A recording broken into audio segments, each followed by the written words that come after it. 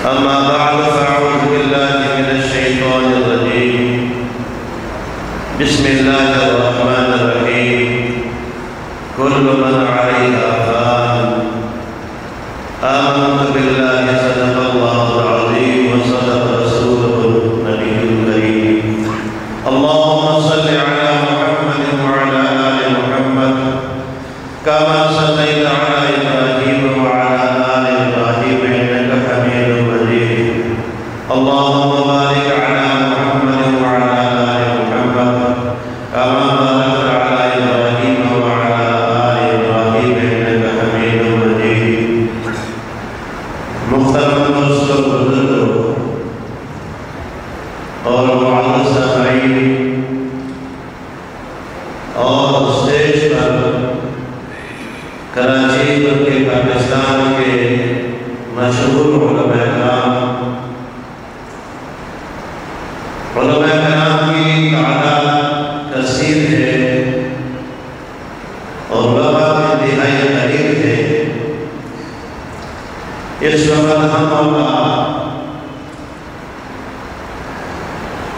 اللہ تعالیٰ کے فیصلے پر راضی ہیں کہ ہمارے سرپرست کراچی اور ورنگی ٹاؤن کے ہم کمزوروں کے، غریبوں کے، علماء کے، خطباء کے سرپرست حضرت مولانا فیض اللہ صاحب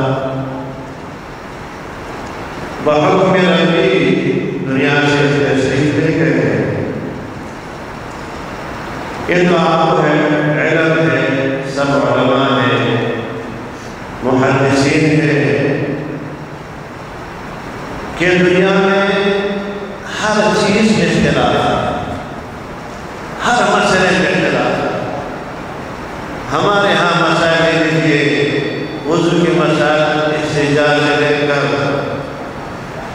پاؤں دھونے تک، پھر نماز میں ثنا سے لے کر سلام تک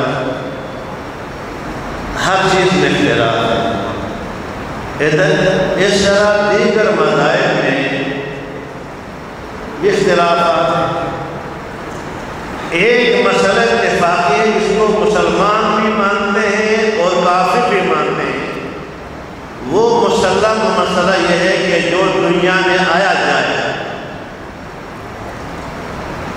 جو دنیا میں آیا وہ جائے گا.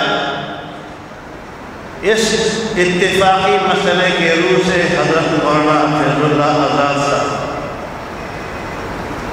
ہمیں چھوڑ کر چلے گئے. اللہ تعالیٰ ان کے صاحبزادے حضرت مولانا فضل الرحمن آزاد صاحب کو ان کا صحیح جانشین بنائے. اور ابھی حضرت مولانا آزاد صاحب خادم پاکستان فرما رہے تھے، بابا درخواستی کا جملہ کہ کبرنی موتن کو برائے. فضل الرحمن آزاد صاحب اپنے باپ کے جانے کے بعد اب اس ادارے کے بڑے بڑے ہیں. ان کے جانشین بنے، مدرسے کے مختمن بنے، مسجد کے امام و خطیب بنے. اللہ تعالیٰ مولانا فضل الرحمن آزاد صاحب کو اپنے والد کا صحیح جانشین بنائے. اور علماء کرام سے درخواست کروں گا کہ ہم تو چھوٹے لوگ ہیں کہ بڑے علماء کرام سے یہ دیکھیے مولانا فیض اللہ آزاد صاحب کے جانے کے بعد آپ کی سرپرستی، یہ آپ وعدہ کریں گے کہ آج کے بعد آپ مولانا فضل الرحمن آزاد صاحب کی سرپرستی کریں گے. یہ ہاتھ اٹھائیں، میں بھی کہتا ہوں کہ ہم ان کی سرپرستی کریں گے اور انشاءاللہ ہر موقع ہم اس کے معاون دست بازو بنیں گے انشاءاللہ.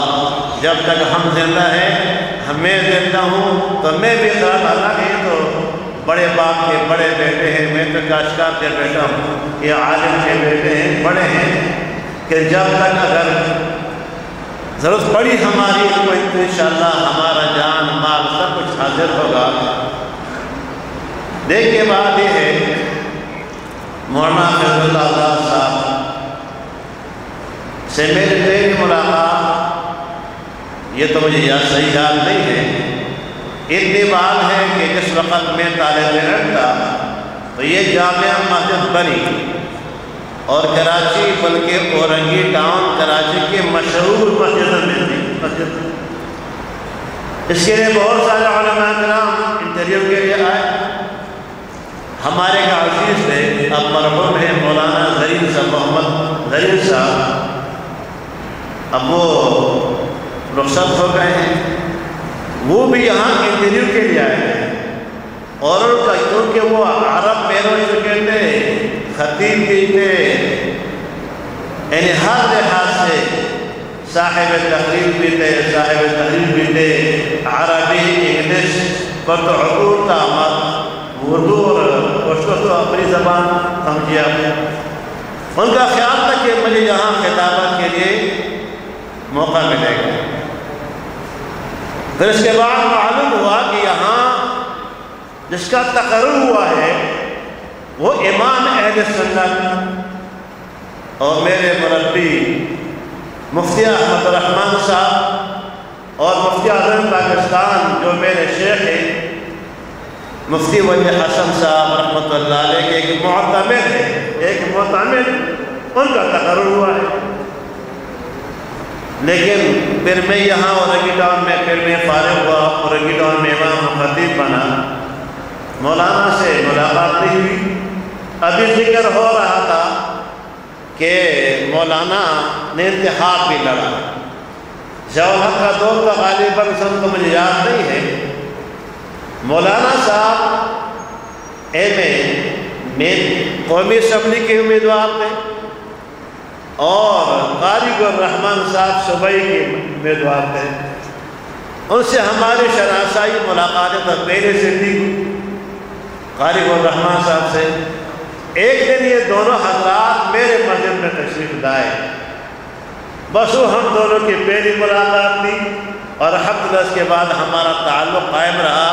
جب بھی یہاں پروگرام ہوا تو حضرت نے اپنے صاحبزادے کے ذریعے پیغام بھیجا تھا کہ کہاں میں کہاں نبہت گل نصیب صبح تیرے میرا بانی۔ ہمیشہ انہوں نے اپنے پروگرام میں مدعو کیا، بلایا، اور حضرت کی برکت سے یہاں پر بڑے بڑے علماء کرام سے ملاقات ہوئی، اور حضرت کی برکت سے عبدالحفیظ مکی صاحب یہاں پہ ہاتھ پہ میں نے یہاں بھی اسی مسجد میں بیل کی تھی، وہ بھی حضرت مولانا کی برکت سے۔ تو بہرحال حضرت میں چلے گئے، ان کا فیض جاری ہے، ان کا مرتبہ بہت بڑا مرتبہ تھا۔ اللہ تعالیٰ اب یہاں بہت سارے علماء کرام بیٹھے ہوئے ہیں اور وقت انتہائی قریب ہے، تو یہ دعا کریں گے یا اللہ مرحوم کے تمام گناہوں کو۔ سدوسی بات ایک بات عرض کرتا ہوں، آپ علیہ السلام تشریف فرما تھے، ایک جنازہ گزرا، غالباً مشکاہ شریف میں حدیث سے علماء کرام بیٹھے ہوئے، مفہوم بتاتا ہوں، الفاظ کا وقت نہیں ہے۔ حضور نے فرمایا ان سے راحت پائی گئی، ان سے راحت پائی گئی۔ ایک اور جنازہ گزرا تو حضور نے فرمایا کہ اس نے راحت پائی، تو صحابہ، وہ تو صحابہ تھے نا، حضور نے جب بھی کوئی بات فرمائی، ارشاد فرمایا، صحابہ کرام کی سمجھ میں نہیں آئی، فوراً سوال کر دیا۔ ہم جیسے تو نہیں کہ سمجھے نہ سمجھے، بس بات سن لی۔ فرمایا رسول اللہ ایک کو دے کر آپ نے فرمایا کہ اس سے لوگوں کو آرام ملی، اس کے جانے سے لوگوں کو آرام ملا، اور دوسرے کو دے کر آپ نے فرمایا کہ اس کو آرام ملی۔ مطلب کیا ہے؟ فرمایا کہ پہلا جنازہ کافر گناہگار کا تھا، اور گناہوں کی نحوست سے انسانوں پر عذاب آتے ہیں، آفات آتے ہیں، مصائب آتی ہیں۔ اس کے مرنے سے مسلمانوں پر گناہ، لوگوں پر گناہ، آفات، مصائب کم ہو جائیں گے۔ اس کے جانے سے لوگوں کو آرام ملی، راحتیں ملی مصائب سے۔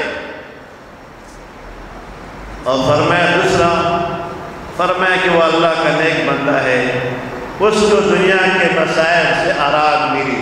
اس کو دنیا کے مسائل سے آرام ملی۔ اب آپ سمجھتے ہیں تو مولانا فیض اللہ زاہد صاحب کو دنیا کے مسائل سے آرام ملی، اور کبھی کبھی مسائل اپنوں سے ہوتے ہیں، کبھی کبھی تکالیف مسائل اپنوں سے ہوتے ہیں۔ اور آپ کیا خیال ہے محتمم بننا کوئی آسان کام ہے؟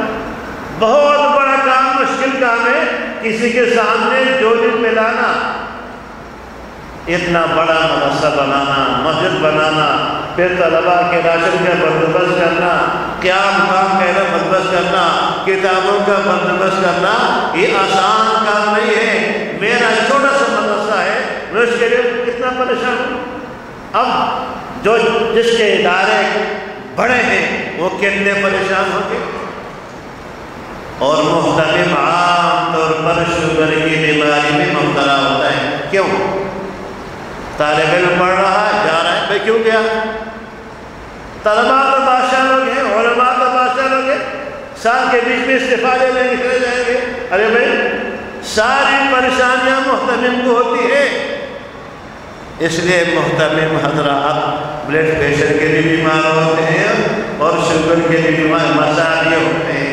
اولے بندوبست کرنا آسان کام نہیں ہے، کسی کے جیب سے پیسے نکالنا یہ آسان کام نہیں ہے۔ تو مولانا کو آرام ملی، راحت ملا۔ اب وہ مسائل جو مسائل مولانا کندھوں پہ تھے، اب مولانا فضل الرحمان آزاد صاحب کندھوں پر آئے۔ اللہ تعالیٰ اس کو اپنے والد کا صحیح جانشین بنائے، صحیح جانشین بنائے۔ جیسے وہ طلباء کے لیے ایک مشفق باپ تھے، اللہ کرے کہ یہ بھی طلباء کے لیے مشفق باپ ثابت ہو۔ اللہ کرے جیسے وہ طالبات کے لیے ایک مشفق باپ کی طرح تھے، یہ بھی طالبات کے لیے ایک مشفق باپ کی طرح ہو۔ اور دعا فرمائیے ہے کہ اللہ تعالیٰ مرحوم کے تمام گناہوں کو، قصوروں کو، کوتاہیوں کو معاف فرمائے، جنت میں اعلیٰ مقام نصیب فرمائے، اور جب میدان حشر ہو حضور کی شفاعت نصیب فرمائے، حضور کی دیدار نصیب فرمائے، حوض کوثر کا فیض نصیب فرمائے۔ جو میں نے کہا یا اللہ تعالیٰ مجھے اور آپ سب کو عمل نصیب فرمائے۔ وما علینا الا البلاغ المبین۔